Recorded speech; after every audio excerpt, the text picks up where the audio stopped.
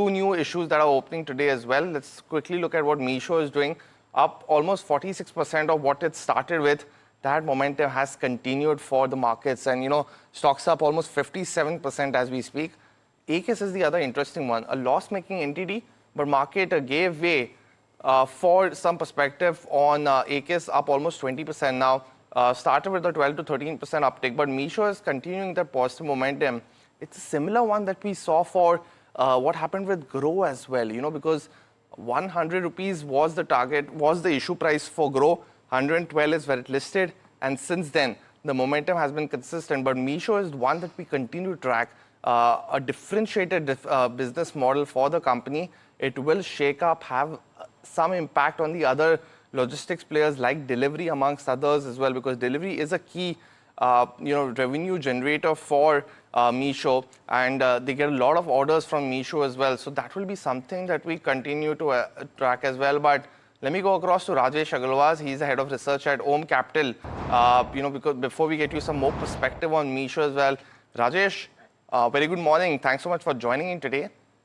While I'm not sure if you have a direct view on Meesho, it's a positive listing to say the least, and will expand the market in that sense. How do you view Meesho at this point of time?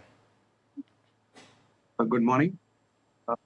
As far as Meesho is concerned, we have come out with the IPO report on that with a subscribe rating.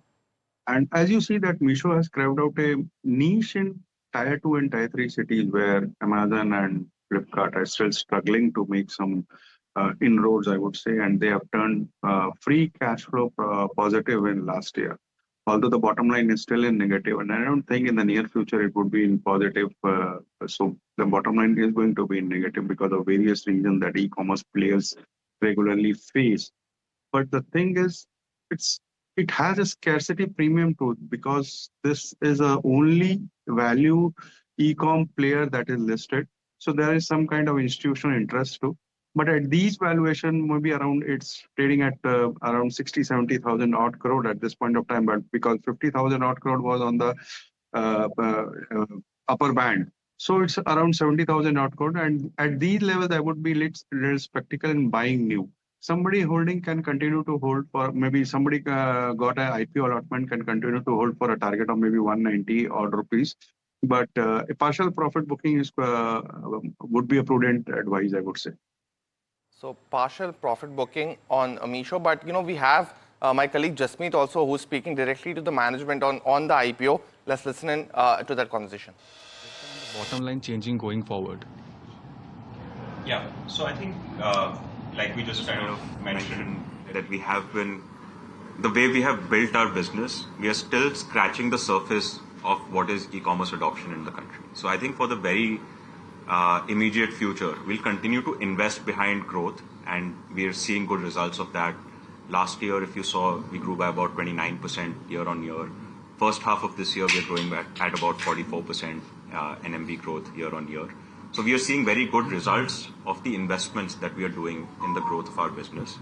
And till such time that it is a very fast growing growth market, we want to kind of make sure that we are serving our mission statement of democratizing e-commerce for everyone, bringing all those customers and sellers and logistics partners online.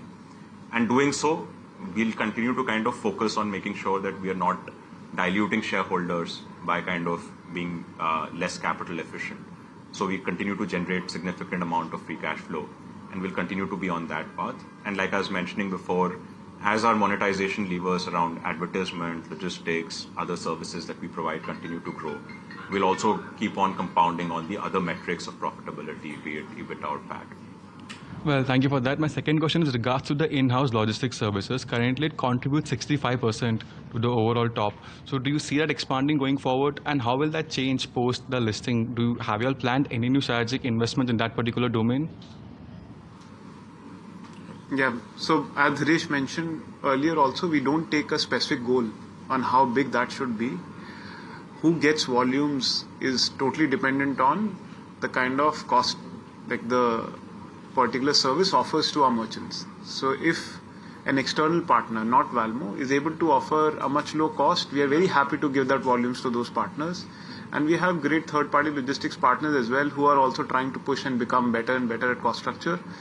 So we basically think of the entire ecosystem rather than Valmo as separate. Like it's not that we make more money if only Valmo is running on a platform. We want to grow our ecosystem, and that will grow when every single third-party logistics partner, including Valmo, is able to offer a much lower cost. So I think in short, we don't take a goal on should that be 65%, 95%, 45%. Our goal is to keep growing our ecosystem much, much faster and keep reducing the cost for all our ecosystem players like consumers, sellers, and so on.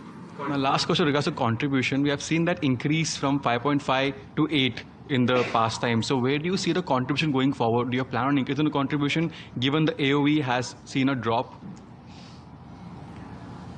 So I think contribution is linked to the monetization path that we kind of spoke about. As we continue to make more progress on various levers of monetization, we would expect the contribution margin to go up as well. I think we don't have a specific timeline on that, but we do expect directionally that to kind of improve over a period of time. That's again. Thank you. Well,